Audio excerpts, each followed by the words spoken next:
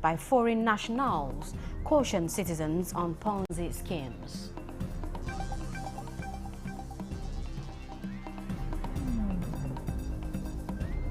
Student unveiled project software at 2026 Tech Talent Hunt as federal government's redesigned curriculum boosts innovation.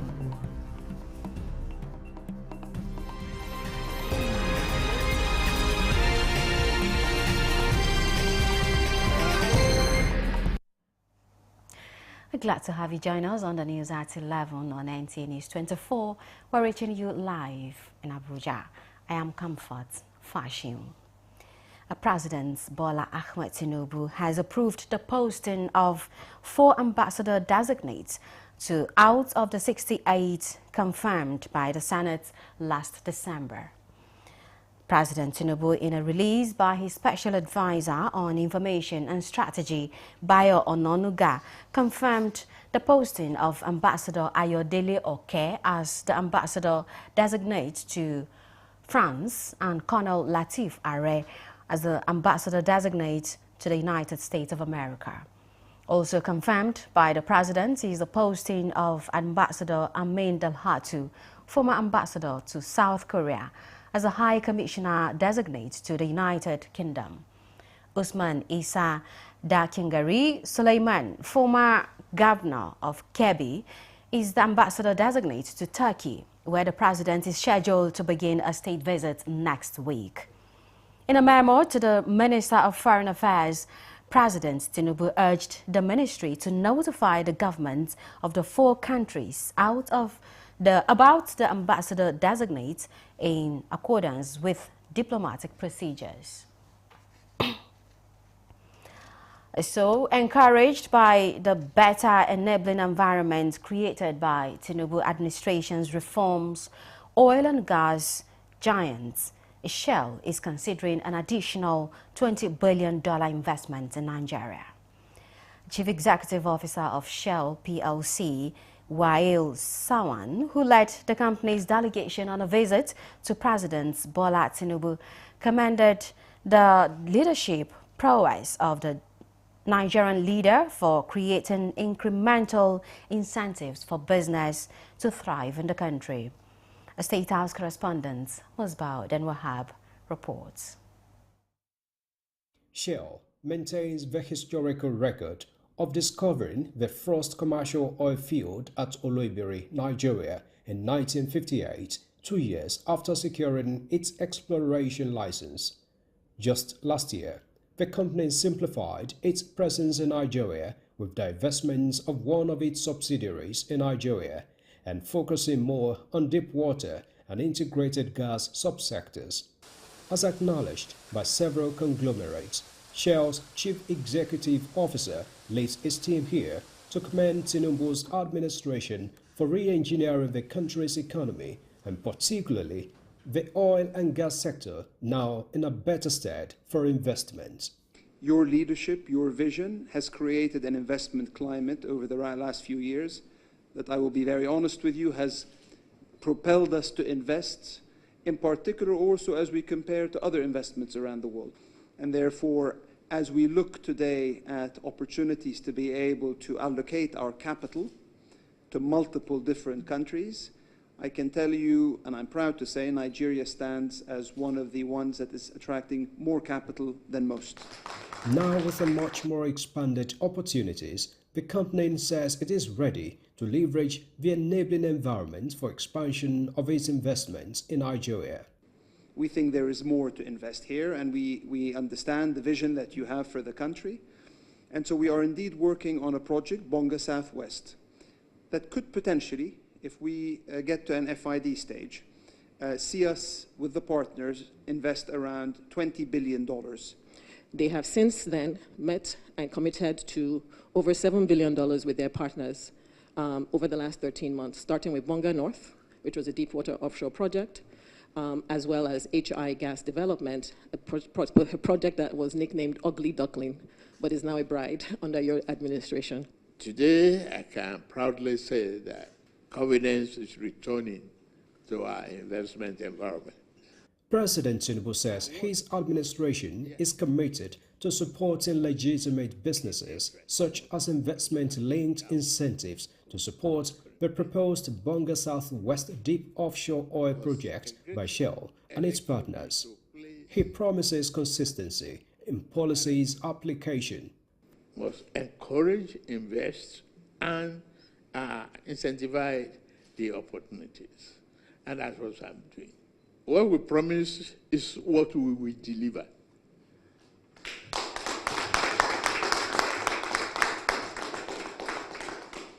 I've given instructions for them to gazette all the incentives that are necessary. That is an addition. You have no question to look at what we have promised. Expect a delivery. Expect a documented and consistency in policy and application going forward. Shell and its partners have reportedly invested nearly $7 billion in Nigeria in the past 13 months. From the State House, Musbao Danwahab, NTA News. President Bola Tinubu has charged the newly inaugurated management of the Federal Character Commission, FCC, to be fair, diligent, committed and patriotic in the discharge of their duties. The President gave the charge at the swearing-in ceremony of the new chairman and 37 commissioners of FCC, representing the 36 states and the Federal Capital Territory. President Tinubu described the commission as representing the conscience of our nation, noting that its assignment is to promote and stabilize the conscience of the country.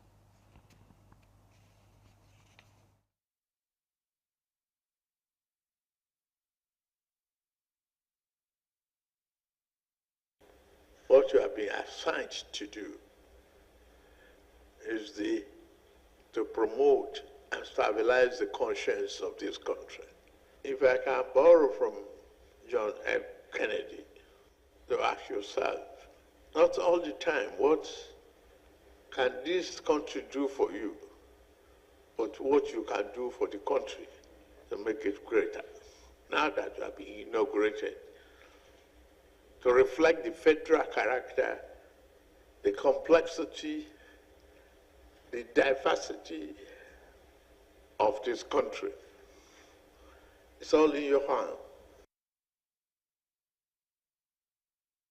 The chairman of the commission, Hulayat Omidiran, was a two-term member of the House of Representatives from Osun State from 2011 to 2019.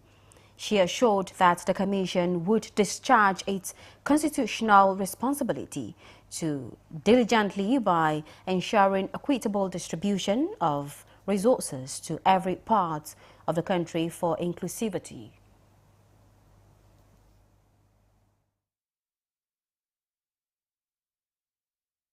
Nigeria has good things in abundance, but it must go round every nook and cranny of Nigeria to engender inclusivity so that everybody will know that Nigeria is theirs and they will own the country. So what Mr. President told us is just to remind us of what the Act has mandated us to do, and we are fully ready to do it. A State House correspondent, Musbao Danwahab, reports that President Tinubu appointed the new chairman of the FCC on August 11, 2025, and followed by Senate's confirmation on November 27, 2025. Oyo State Governor Seyi Makinde says he will continue to partner with the federal government on national issues in the interests of Nigerians. Governor Makinde and his counterpart from Plateau State, Caleb Mutfwang, were in the presidential villa to visit President Bola Tinubu. A State House correspondent, Musbao Danwahab, reports that the separate meetings with the president were behind closed doors. However, in a chat with our correspondent, Governor Makinde, who has been in the news for his recent comments on political matters, says his meeting with the president was basically on national issues. You know,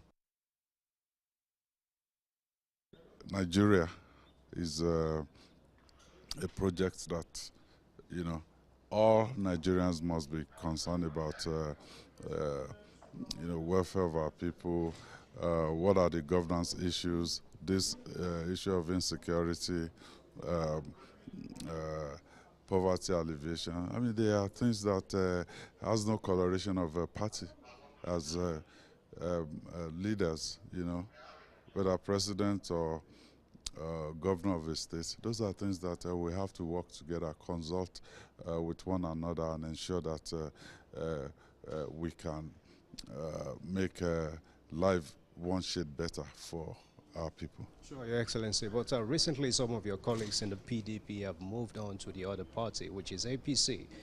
Are you considering this at all? No, I'm comfortable in the PDP. And again, we may have issues in this country where you need bipartisan approach, where it won't be an issue of maybe APC talking alone or PDP talking alone, where we will have to look at what is the best foot forward, you know, in the interest of our nation. So when you get to that junction, you need everybody on board. The National Security Advisor, Nuhu Ribadu, has emphasized that the protection of citizens across religious and ethnic lines remains paramount, stressing that Nigeria is committed to ensuring freedom of belief and peaceful coexistence. He stated this at a high-level working group meeting between the Nigerian government and the U.S. representatives. Formally declared national security emergencies. This is the third high-level engagement between Nigeria and U.S. government representatives since the Nigerian government's visit to the United States in November 2025. The talks underscore a shared commitment to tackling terrorism, insurgency, and other transnational security threats.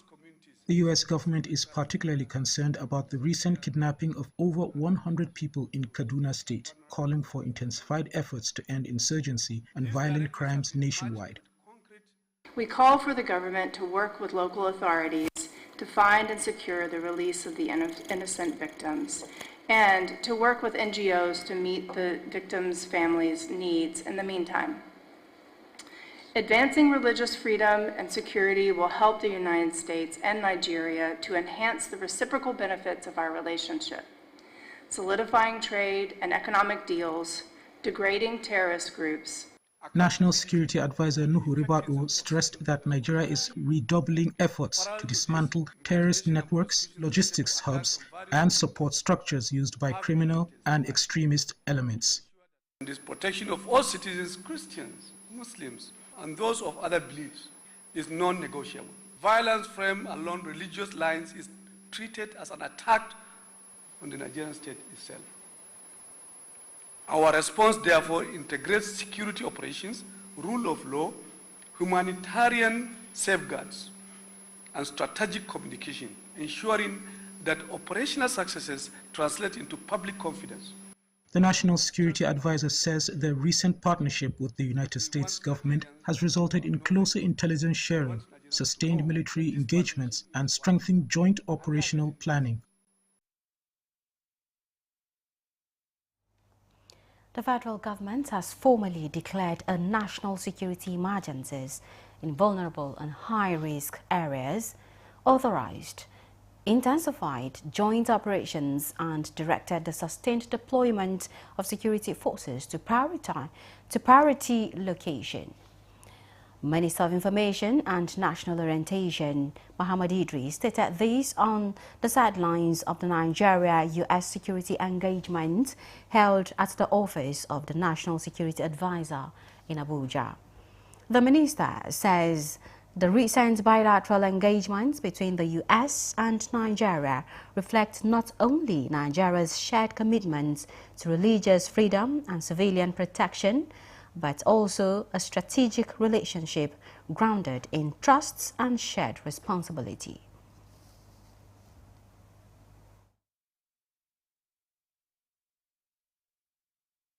Indeed, this cooperation has translated into very tangible operational gains. It has enhanced our intelligence sharing. It has also brought about closer coordination between the United States of America, AFRICOM, and Nigeria's military.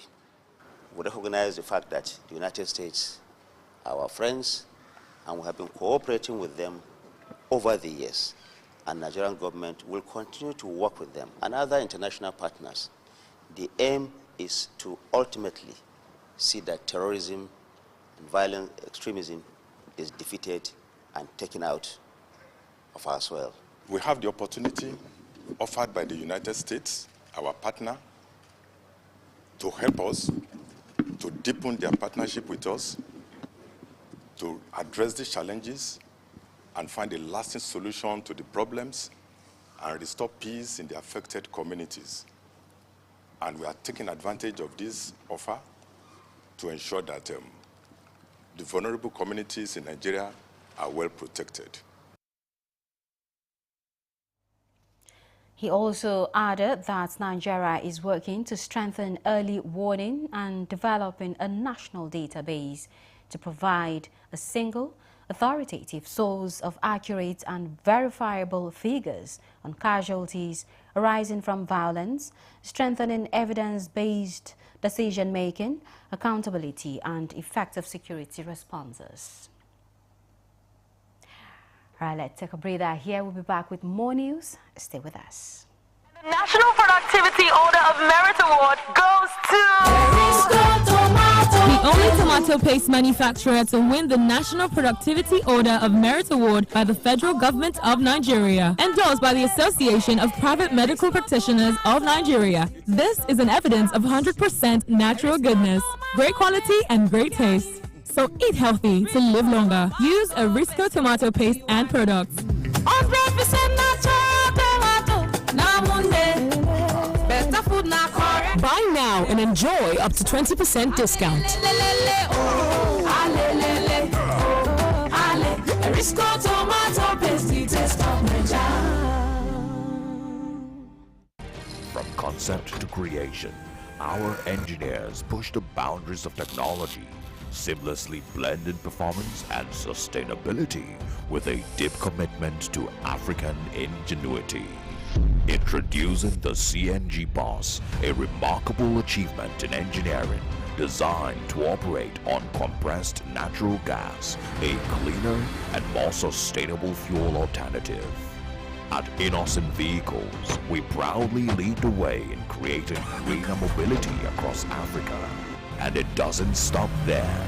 From SUVs to sedans, spacious buses to electric cars, Innocent offers a wide range of models designed to meet every need. Innocent Vehicle, the pride of African roads. This is NTA News 24.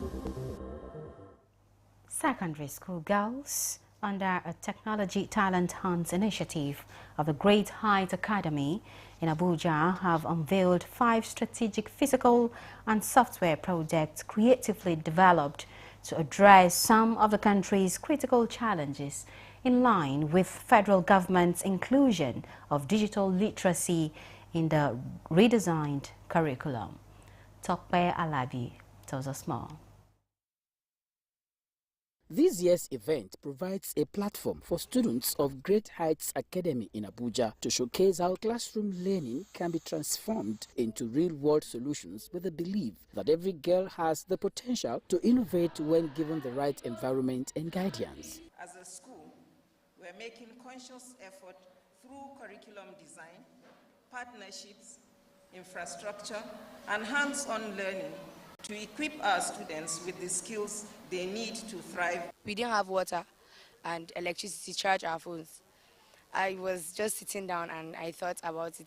It can help the country in general. So we made this and we are proud of ourselves. This is going to be able to solve a lot of problems in Nigeria. A scenario that happened to my cousin that motivated us on the street spikes. From traffic spikes to prevent reckless driving on the roads, to pesticide spraying robot to assist farmers in tackling pests, the waste to electricity and synthetic gas to address waste management and pollution, the Gyro Volt power station developed to address acute power shortage in rural areas, and of course, a firefighter robot to assist in reaching difficult areas during outbreaks. It was a display of creativity in a fast-changing technology-driven world. It's like the fire incident in Lagos. The fire took for long and firefighters couldn't access the building. We have flame sensors that sense flame. Once it detects the flame, the robot moves forward at a safe distance and the microcontroller activates the pump, making water spray. This is an automated machine designed to detect, discharge and control pests by spraying insecticide on targeted areas. It is an automated system that brings our spike from the floor, from the ground when traffic light is on red, and then when it is on green, the spikes retract back to the ground. There are things that we're going to work in collaboration with the school to see that some of these things, there are things that FRAC is already working on, and we're going to work with them to see that it comes out good. So it means it has a market already. So I will only urge them to improve upon it, to sharpen it, to smoothen it. These girls, the idea is very pure and nice. And then the pesticides, it's not something we all wake up to think of, but they thought about it. As soon as they got the message, they are now the ones pushing us. They are now the ones asking for more. And we are happy that they are now interested in technology. The firefighter robot team won the overall best project, followed by the waste to electricity and synthetic gas team, as consolation prizes went to all contestants. Each project represents a problem identified, solution designed, skill acquired, and a dream taking shape, with technology and innovation becoming a bridge between talent and ambition. In Abuja, Tokwe Alabi, NTA News. The Economic and Financial Crimes Commission, EFCC, uncovers 2 emerging financial crimes masterminded by foreign nationals, where more than 900,000 Nigerians have lost more than 18 billion naira.